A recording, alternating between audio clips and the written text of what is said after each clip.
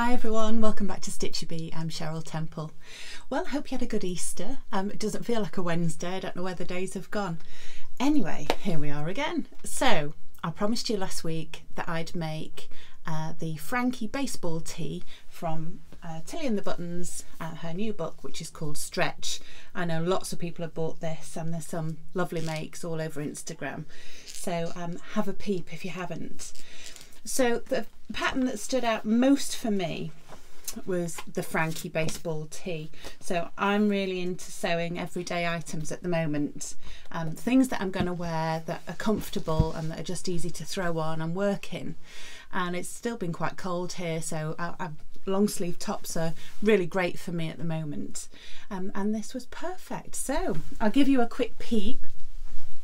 So I sewed the size 5, which I reckon to be about a 12, 14, probably on the larger side. The only adjustment I made was to add these little cuffs to the length of the sleeve. I didn't adjust the length of the sleeve as I usually do because I've got long arms. I thought I'd see how it turned out, and the little cuffs were just a good addition at the end. How I made those was to take the pattern piece for the neckband, and of course that's just an oblong strip which you cut on the fold, and I just used that to cut individual pieces, so not on the fold, and then I just sewed the ends together, turned them inside out and stitched them like you would a cuff, and that's worked out really nicely. It's funny, isn't it? I always think you've got some weirdness going on with pattern pieces and sizes. It's like that line out of Pretty Woman where she says your foot is the same length as your arm from your elbow to your wrist, and I think sometimes you can reuse these pattern pieces for things like cuffs and they always seem to work out. I don't know if there's any truth in that, but it did in this case. So yeah, that worked well. I chose this beautiful jersey to make this in. I've been on the lookout for ages to find the best white jersey to make t-shirts. I know not many people sew a plain white t-shirt, but I'm really dying to get started and do a few of those for the summer. So I wanted a white jersey that wasn't see-through, and I've found just the thing. I've deliberately put on white underwear underneath this so you can see how see-through it is or not. But you could always wear nude if you don't want anything showing at all. So I'll come on to that at the end because that's going to be the fabric feature today. So yeah, pattern wise, all Tilly's patterns are amazingly great to follow. There's lots of helpful pictures. I don't really think you can go wrong with this. The only fiddly part for a beginner may be the neckline, the neckband. So Tilly explains in her book, if you quarter the neckband, so if you pop a pin in each quarter and then divide that up in your neck into quarters and then match that, I think that's a good piece of advice. What she doesn't quite say in the book, I don't think, unless I've skipped over it, is I always pop a pin in the quarter parts of the body of your top and then line them up with the quarter parts of the neckband. So you'll need to get your measuring tape out and just measure where the centre is here. You could put a little snip when it's cut on the fold, this front and back piece, and then you'd know these 2 points. But I don't really like snipping into the neckline here. Even a tiny bit it can show, but if you just pop a pin in, that will help. And then finding the middle part on the neck on the shoulder area is not so easy because you haven't got a regular seam. This is a raglan seam which is stitched on the flat, which also helps if you're not into putting sleeves in a kind of round way. This is stitched flat, so it's really easy and there's no easing in or any of that to worry about. So yeah, find the centre point. So measure between the centre point of your neckband and round to the back and then half it to find at some point here, and then you've got your 4 quarters. Match up at the neckband that way, and you'll need to stretch it slightly. So your neckband should be about 70 to 80% of the actual neckband space. So it should be smaller, which means you've got a little bit of jigging around to do. Use lots of pins, that's my tip, and don't start sewing until you're happy with how it's spread. Sometimes you'll find that there's more tightness here or more at the back, so even it out so that the neckband looks smooth, as smooth as you can. And then when you're sewing, I used my built-in walking foot on my sewing machine, but you can also loosen the presser foot tension by turning the little knob on the top of your machine, or use the walking foot as suggested, and that will help feed the fabric in evenly so that it doesn't pull too much. You can stretch it slightly when you're sewing and that will get rid of the excess, so it will mean that you get a nice smooth finish and it's spread evenly. That's the best advice I can give you without showing you. So have a go and just take your time, but once you've done that, it's all plain sailing really. I used a zigzag stitch to finish my neckband, but before that, to get a super neat finish, I pinned, so I'd already sewn on the neckband, and then I pinned the excess inside to the body of the top and then stitched it. So that will keep it really flat and neat. And just take your time and work out, pick a line that you're going to sew to. So I used the line of the actual neckband itself and then stitched a zigzag stitch next to it, and that finished it off nicely. If you're super keen, you can get a twin needle out and sew using a twin needle, but just to be lazy, I zigzagged it, and I quite like that finish anyway. It does make a nice finish and it's even and it's easier to stretch on over your head. I didn't finish the cuffs that way. Sometimes I do, but it's a little bit fiddly, so I just left that. And then the bottom I also zigzagged to match the top bit. Now fit wise, it's probably a bit big for me on the bottom. This I could probably have graded to a 4. But here I think it's absolutely fine at the top, but I think next time I make this I'll grade the sides from here, from about the waistline down into a size 4, and I think that will make it perfect for next time.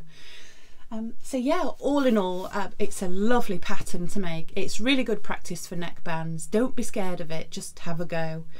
And also I'm going to have a go at hacking this for my husband Tony, so he's asked me already if I'll make him one. So rather than search around for a pattern for a man's baseball top, I'm going to hack this. I'm going to sew one of the larger sizes, and I'm going to remove the beautiful curves that Tilly puts in many of her patterns and make it a straight down, so it's less feminine. I've noticed he's got a couple of tops himself that have a curved hem, so I'll leave that in. So I think that'll work out quite well, and the boys have wanted a couple as well, so it's a really super easy make, and quite a cheap make as well in terms of fabric. So the requirements in the book, I think it's 7/8 of each colour of a metre. So I just cut off 1 metre of the white for myself and 1 metre of the pink, but I've got plenty left. So I reckon if you measured the piece for the arm, and that's all you'll need for the secondary fabric on your sleeve, and with a little bit left for the neckband as well. And then this piece I think you could probably get out of, it probably is 3/4 of a metre, but you probably could use a little bit less if you were being frugal. So there you go, lovely pattern. I'm really happy with it. I had my hair done last week and it's clashing a bit with the colours, so I'm having to rethink my wardrobe a bit. I'm not quite sure if I like the highlights. I think I need a tan or something. But hey, that's for another day. So yeah, have a bash. It's a lovely book. The next thing I'm going to make from this is the Stella hoodie, and it appealed to me because it's in blush pink already in the book, so I think I'm going to have a bash at that, and also the tracksuit bottoms to go with it, because I think that's really sweet. I have sourced the perfect hoodie fabric as well to go with this, and I've already had a little delivery of it, and I'm not going to put it online for you yet because I don't want, it's so disappointing, isn't it, when everything sells out quickly. So I've ordered as much as I can, and when that arrives I'll make that live for you, so you'll be able to buy that soon, hopefully in the next week. I'll let you know. So that's the Frankie tee. Big thumbs up. Okay, on to my closer look at fabric feature. So this week, as I've made the Frankie tee from jersey, I thought jersey would be a good fabric to look at closer. So I've been on the lookout for ages, as I mentioned, for the perfect t-shirt jersey fabric. And I find jersey is the most difficult fabric to order online. There are so many types, so many weights, so many different textures. It really is tricky unless you've got really good explanations and hopefully someone to show you. So the first piece of advice I can give you, which I found really useful, is to have a look at the jersey items in your wardrobe and look at the composition on the label. So some will be viscose jersey, some will be 100% cotton, some will be cotton spandex. Have a look at the ones that you like to wear, and then you'll know which ones to buy for the things to sew. So the one that I'm wearing today is this. So these are both from the same range. I bought the blush pink and also the pure white. Now this is a 95% cotton jersey. The 5% is spandex, which gives it the extra stretch. So it's really cotton rich. It washes beautifully, it irons beautifully, and it's my favourite kind of fabric to wear. It's also perfect for leggings because you've got a little bit more recovery, so it springs back quicker. It doesn't bag out of shape as much as another type of jersey. That's my experience anyway from the fabric in my wardrobe. So I'll give you a closer look. So there you go, it's got a beautiful amount of stretch. It stretches in all directions and it's nice and opaque as well, so as you can see you can't see too much through it, and it's a good weight, it's a good quality.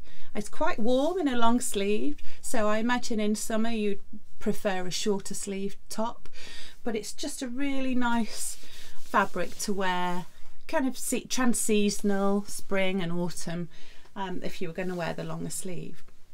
I wouldn't make a dress from this purely because I don't think it's that forgiving in terms of covering up all your lumps and bumps and that kind of thing. You could probably get away with it if you're super skinny and you're not worrying about hiding bits of you that you don't like. It would be fine. But for me, this is a top fabric and perfect for t-shirts. So the white one is here. So it's a beautiful pure white. Some whites are off-white, aren't they? And some are too bluey whites, but this one is just perfect white. It's the ideal fabric for a white t-shirt. So I'll be making a few of these over the summer, and hopefully a couple of vest tops as well. I've seen a really nice tank top vest top pattern, and I'll be finding that out. I can't remember the designer, so you have to forgive me. I'll pop a link below when I've found it. But yeah, I do fancy making this from that pattern. So there you go. I almost forgot, I've also got the same fabric in black as well. So this is another 95% cotton, 5% spandex, and I'm going to call it the perfect jersey. So you'll see this in 3 colours. If you do want to buy some, you can find it online at stitchyb.co.uk. Free delivery again for UK and low cost delivery for worldwide if you're not in the UK. So have a look. I also forget to mention each week as well, if you're ordering from overseas and your actual shipping cost is less by the time I've processed it than you paid, I always refund you the difference. So you'll see that, you'll have seen that a few times if you're ordering from overseas. I never make sure you're out of pocket, because sometimes the fabrics like the cotton lawns or the viscose fabrics are much lighter in weight. So I've based my shipping prices on an average. So if you've ordered a light fabric, it's quite likely you'll get a few pounds refunded. So there you go. But yeah, have a peek at the black as well. This would be lovely to make these contrast panels on this baseball top, and also for leggings and mini skirts and other things as well. So the other types of jersey that you can use for top making are the viscose jerseys, and I'll show you a quick look at that now so you can see the difference. So this is a viscose jersey. Now Viscose is made from cellulose, which is kind of like a tree pulp, so it's derived from a natural source, so it's really nice and super soft to wear next to the skin, but it is finer, so you can see this is more drapey. It feels thinner than the 95% cotton jersey, and it would have a little bit more drape to it, and it would be nicer for layering. So this is a kind of a Sew Over It Molly top or a Tilly Agnes top, would be really nice, a bit close to the body, whereas this fabric has a little bit more bulk to it, only a tiny bit more. It's not too bulky. Your more traditional good quality t-shirts, like the kind of t-shirts you get in America. I always say this when my husband goes on holiday there, the quality of the t-shirts in the US are far superior to here, so he always brings me a couple back, and this feels like that kind of fabric, whereas the viscose is lighter and it's a little bit more transparent. If you can see, you can probably see a little bit through that there, look, with the light. Which would be fine with nude underwear, but you just have to watch that when you are wearing something close fitting. So there you go. I hope that's helped a bit. Next week we'll be looking at a different fabric, and we'll be looking at sweatshirting, because I'm going to have another go while I'm on Tilly's book at her pattern, the Stella hoodie from that. So I need to make that before it starts getting warm, because that's a nice little warm hoodie to wear, isn't it? Perfect for walking the dog and being casual and being outside without a coat on. So I think we're bang in the middle of that stage at the moment, where if it hopefully stops raining here, that would be great, even though the sun's just come out, isn't it?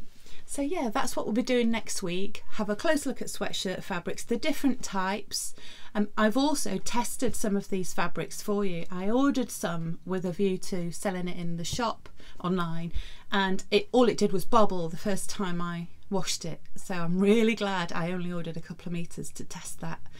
So you've got to be careful about sweatshirt fabric, and we'll see how they handle next week. Okay, thanks a lot for watching. Thanks for all your lovely comments, and I'll see you next time. Take care. Bye for now.